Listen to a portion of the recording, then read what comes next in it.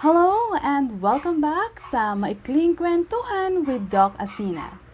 So ngayong araw ay pag-uusapan natin yung mga sinasend nyo sa akin na inquiries or mga online or tele consultation. So madami po kasi ako natatanggap na mga tanong na, Doc, anong antibiotic po ang pwede sa sipon or ubo or diarrhea, nagtatae. Yung alaga ko po kasi may sakit, so sabihin nyo, ito yung sakit niya. So actually, yung binibigay nyo sa akin na information is hindi siya sakit actually. Yun po yung symptom na nakikita ninyo. Okay? So, sasagutin natin yung mga katanungan po ninyo. Pero, bago ko sagutin yan, nais ko munang ibahagi sa inyo ang napaka-importanteng impormasyon tungkol sa pagbibigay ng antibiotics. Okay? So, simulan natin ito sa pagpapaliwanag, kung ano yung tinatawag nilang AMR. Okay? So, AMR, this is antimicrobial resistance. Ano yung mga antimicrobial? Depende kung anong microorganism ang pinupuntirya mo. First is, very common, bacteria. So, gagamitin mo dyan antibiotics. Okay? So, virus, antiviral. Okay? Fungi, antifungal. And parasites, antiparasitic. Or minsan, kung helminths ito, tinatawag siyang anthelminthics or dewormer. Okay? Ayun. So, the most common na tinatanong sa akin is antibiotic. I don't know why, but I think some Filipinos have been educated like antibiotics are magic pill, or parang miracle syrup, ganon. Parang, I don't know why we have that notion, pero kung sino man po ang nagturo noon, I think yung mga technology nung year kopong-kopong ay hindi na po applicable sa panahon natin ngayon. So we have to be abreast, kailangan natin sumabay sa mga pagbabago sa larangan ng medisina. Okay? Actually, yung iba hindi paabante, paatras. So may mga kakilala tayo na bumabalik sa herbal medicine, which is good also. Honestly, in my practice, pinaghahalo ko yung dalawa, yung alternative medicine or yung minsan tinatawag kasi nilang Eastern medicine and also the Western medicine or yung meron tayo ngayon na ginagamit natin, Ayun.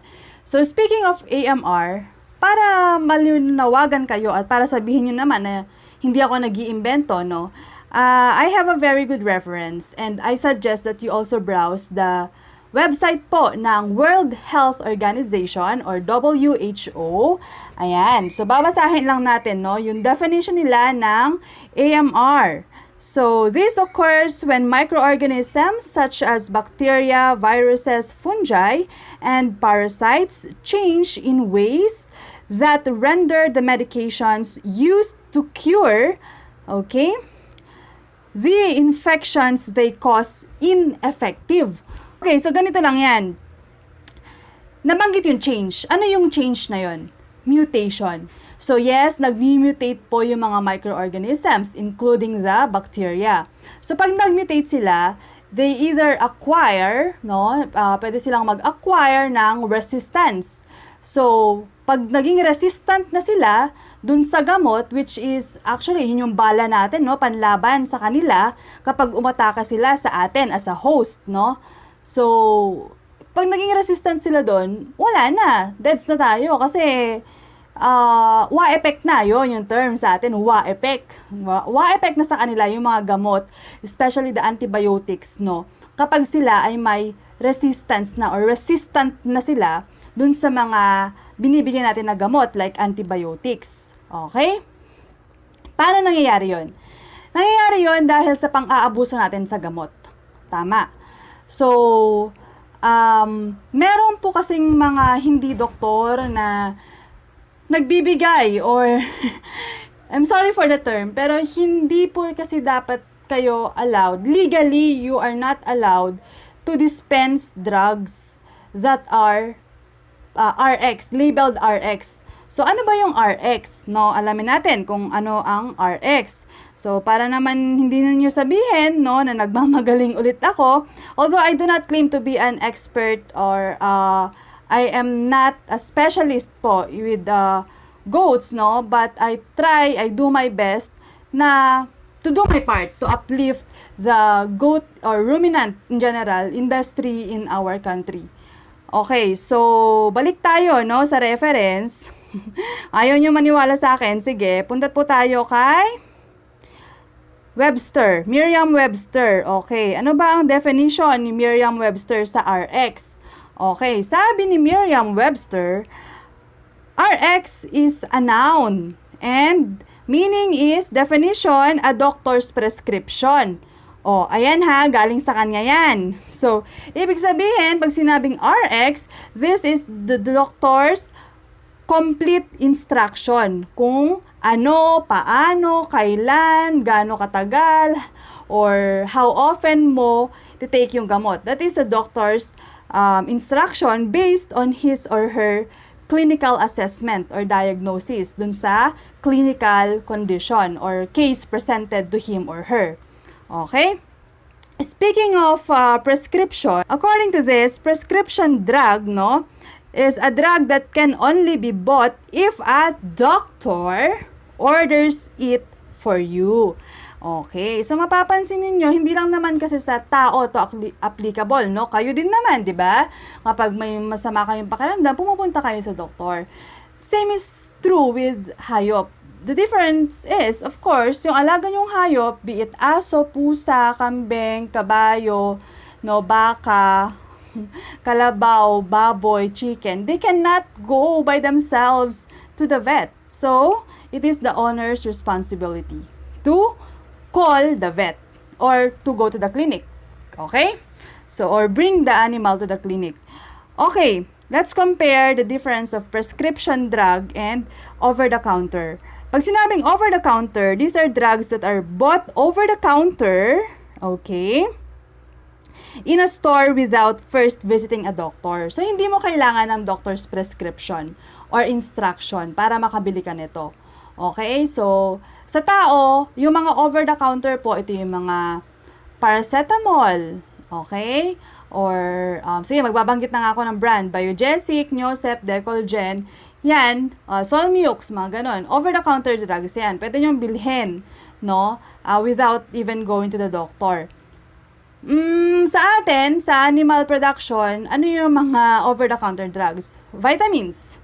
Usually, supplements, no? Iron or mga phytogenic products. Ano yung mga phytogenic? Later, ipapakita ko sa inyo kung ano yung mga ginagamit ko na phytogenic products. Okay? So, ayun naman, sa prescription drug naman, kung sa tao, ito usually yung mga antibiotics, vaccine, steroids, ginagamit sa surgery. Yan. So, hindi ka basta-basta pwedeng bumili niyan. Okay? Sa butika. I'm very glad in human med, no, this is being practiced by several pharmacies na pinuntahan ko. Very good kay Mercury Drug, kay Watsons, nang hihingi na po sila ng prescription before they release antibiotics. And hopefully, no, alam ko, hindi pa tayo ganun ka-advanced, but papunta na doon ang veterinary medicine. Darating ang panahon na hindi na maaalaw ang mga ordinary stores, no, na mag-dispense ng mga antibiotics for veterinary use without a vet's prescription. Bakit? Nag-umpisa na po ito sa mga first world countries at hindi malayo napapunta rin po ang Pilipinas doon. Especially now na, well, with the advent of social media, ang problema kasi matagal na po ito. Kaso, hindi nakakarating sa mga farmers. Why? Sobrang, ano na to, kumbaga, matagal na pinoproblema sa medical community ng mga doctors. Pero, ang antimicrobial resistance or yung AMR na kanina ko pa sinasabi ay hindi lang naman sa mga tao umiikot. Nakukuha rin ito sa mga kinakain natin, lalo na yung mga hayop or animals or animal products na kinakain natin. So, if you will navigate or if you will go around or search yung website po ng World Health Organization or WHO, they have several infographics there for you to understand kung ano yung AMR. Pero namili lang ako ng ilan which I think is applicable sa atin, no? Okay. Isa ito, yan. Sabi niya, taking antibiotics when you don't need them speeds up antimicrobial resistance. This also happens when animals are given antibiotics. Ay, nako. Yan, yes. Yan, napakalaking problema. So, totoo ba to? Actually, in year 2017, I think, yeah, there was a woman in the United States who died. Why? Wala na pong tumatalab sa kanya na antibiotics. Very sad, no? So, kung siguro hindi ganun yung naging sitwasyon niya, malamang nakaligtas pa siya dun sa karamdaman niya. Pero dahil wala nang tumatalab sa kanya ng antibiotics, unfortunately, namatay daw yung patient. Daw, kasi hindi naman ako yung doktor niya. Nabasa ko lang din. So, you could search the story online, okay? Ayan. So, balik tayo dun sa concern natin, no?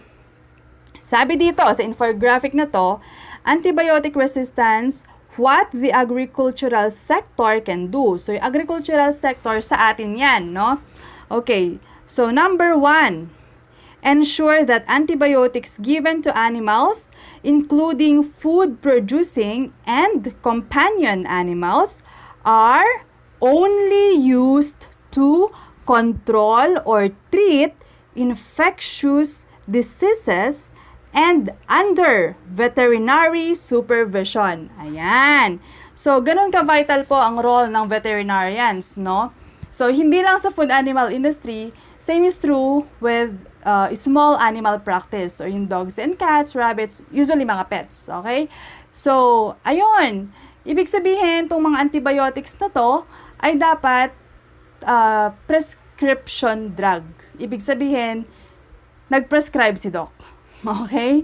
So, kaya pasensya na po sa mga nagtatanong sa akin na hindi ko sinasagot kung anong antibiotic daw ang pwedeng ibigay sa hayop nila na may sakit. In the first place, hindi ko po nakita yung patient. So, I do not give online prescriptions without even seeing the patient. Okay? So, we have to use our clinical eyes and our personal experience, knowledge that we gained in vet school on how to assess clinical cases. Ayun po, very unfortunate kasi some think na pera-pera lang sa mga vet. But no, we studied for several years for us to understand your pets or your herd's signals, no? Yung mga signals na binibigay nila sa amin, we have to assess that based on our clinical understanding. Okay? So, hindi rin kayo basta-basta pwedeng magbigay po ng gamot without the vet's prescription. Licensed vet. Okay? So, moving forward, let's look also at another infographic. Okay. Ayan. Sabi dito, nakuha ko naman po ito sa isang Australian government site. Can do regarding antibiotic resistance, no? So, number 1, not all sick animals need antibiotics.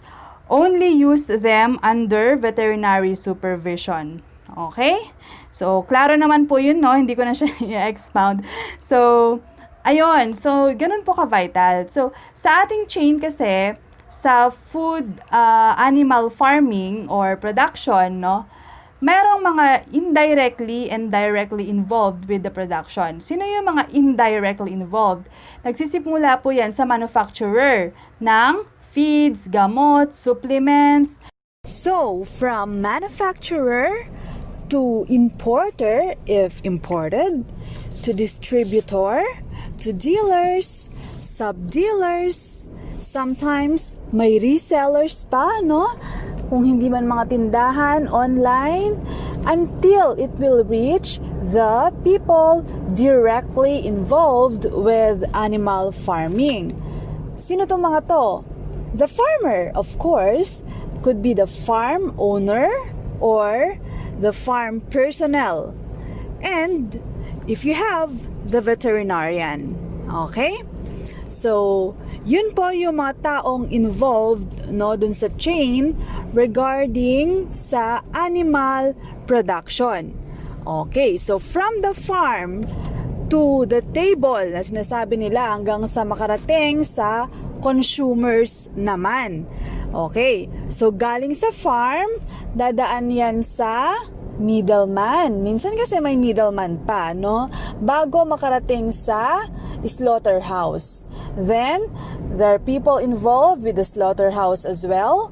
Pagkatapos sa slaughterhouse, makakarating yan sa wet market. Or kung hindi man, binibenta nila, no? Directly sa mga customers. Yan. Pag nakarating na sa customers, the people, no?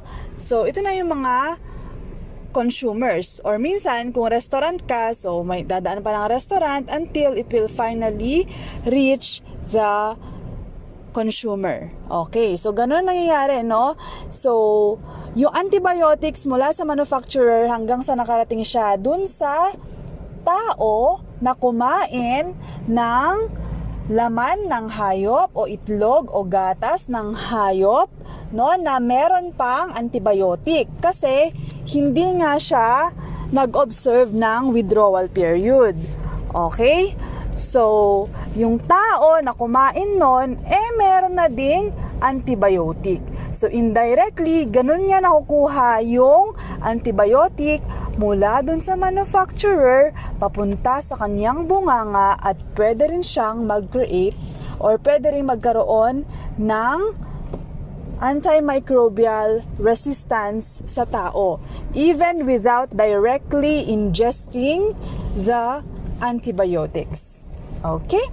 So, kung hindi man po sumusunod, no, yung mga tao na indirectly and directly involved dun sa antibiotic withdrawal period or proper dispense of antimicrobials, it's not okay, no? At hindi ko rin naman talaga hindi ko mamamonitor kung sumusunod ba kayo sa regulations o sa code ng good animal husbandry.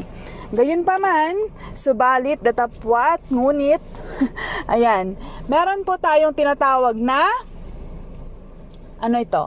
social responsibility and business ethics. Okay? So, doon na lamang po siguro nagtatalo at syempre sa tinatawag po natin na self-discipline. Alam na nating mali, ginagawa pa natin, nasa inyo na po yan. Okay? GAHAP means Good Animal Husbandry Practices. An international standard, but the Philippines adopted it and we have our own Philippine National Standard. Ayan, no, nakikita nyo. You could search this. It is downloadable PDF po siya. So, basahin nyo, napakahaba. Okay? So, sinasabi lang naman dito, no, na ang scope nito ay applicable po siya both for commercial and backyard farmers, and these are good practices for food animal farming. Napakahaba niyan, but I would like to focus dun sa animal health or veterinary medicines part, which could be found sa page 9. Okay, sinasabi dyan, letter O, controlled drugs should be strictly administered and supervised by a licensed veterinarian. Okay? And letter P. Okay? Sabi niya, drugs or medicines should be dispensed as recommended by the veterinarian. Okay, so very specific naman po yan. Hindi ko na kailangan pang i-elaborate dahil alam ko na intindihan ninyo. Pero minsan, kahit kasi naintindihan natin, may mga side tayong pasaway. So sana ngayong alam na natin, informed na tayo, sana wag tayong magdahilan. Okay? Let us strive to become an educated farmer and responsible farmer. Okay? So, sana hindi tayo makontento sa pagiging business person lang or just being masabi lang na farmer. Okay? May kambing ako or may baboy ako, may manok ako, may baka ako. So, let us strive to be part of a better community. when I say better community, maging parte sana tayo ng maganda, no, na side, na hindi tayo nagiging parte nung problema, which is the antimicrobial resistance. So, nakita nyo naman yung vital role po ng veterinarians, no, especially with the administering of antibiotics. Kasi, meron tayong tinatawag na mga withdrawal period. Ano naman yung withdrawal period? So, let's check. Ano nga ba ang withdrawal period? So, you could search also the website of NOAA. This is a very informative website, no, especially for farmers who would really like to take their business seriously, no? So, withdrawal period is a specific set period of time after the last dose of the veterinary medicine has been administered. Okay? That must elapse before an animal or foodstuff from an animal can enter the food chain. Sa madaling sabi, this is the time to wait, no? Mula nung nagbigay ka ng gamot hanggang sa oras na pwede mo na siyang katayin para kainin or para kainin mo yung product ng animal mo. Could be milk, inumin, no? Or kainin yung eggs. Okay? So, yun yung withdrawal period. Okay? So, meron na po tayong mga guidelines. Available na yan. So, unfortunately, no, I don't think, hindi nakarating. We're lucky na ngayon, meron na po tayong mga social media platforms na kung saan pwede nating iparating, no, dun sa mga persons concerned, yung mga ganitong idea or mga ganitong konsepto, no, na like the AMR, hindi na po bago ito. It's been a long-running problem in the medical community na hindi lang naman dapat mga doktor kasi nakakaalam. Hindi naman siguro kasalanan ni farmer, no, na nagbigay siya ng gamot kasi nakabili siya kay ating nagtitinda o kay kuyang nagtitinda ng antibiotics. At hindi rin kasalanan ni kuya kasi hindi rin siya informed. Siguro noon, we have those excuses. But now, meron tayong social media, meron tayong internet, we could search, no? Sabi nga nila, ignorance is not an excuse to the law. Okay, so ngayon, na nalaman ninyo, nabasa ninyo, napanood nyo, please do share the information to our fellow farmers, to our fellow businessmen, para naman lahat tayo ay sama-samang matuto, mag-aral, 'di ba? Umunlad sa pag-aalaga po ng mga hayop. Review lang, no? Ano yung ngayong AMR? Antimicrobial resistance. So hindi na po epektibo yung mga gamot na panlaban sana natin, na mga bala sana natin laban sa mga microorganisms na siyang nagiging cause ng mga sakit sa hayop at sa tao. Okay? Pangalawa, meron po tayong GAHAP o yung Good Animal Husbandry Practices. Please do your own share of research. Okay? And next, we do have withdrawal period. So, ito po yung panahon, no, na kailangan nating hintayin mula nung nagturok tayo or nagbigay tayo ng kahit na anong gamot hanggang sa panahon na pwede na po nating kainin yung mismong hayop o yung product niya, milk or egg. Okay? So, ayun po. Maraming salamat po sa inyong pakikinig. Sana po ay meron kayo natutunan sa maikling kwentuhan with Doc Athena.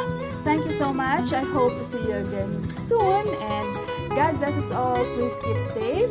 Please like, subscribe, and share the information. I hope to see you again soon. Bye!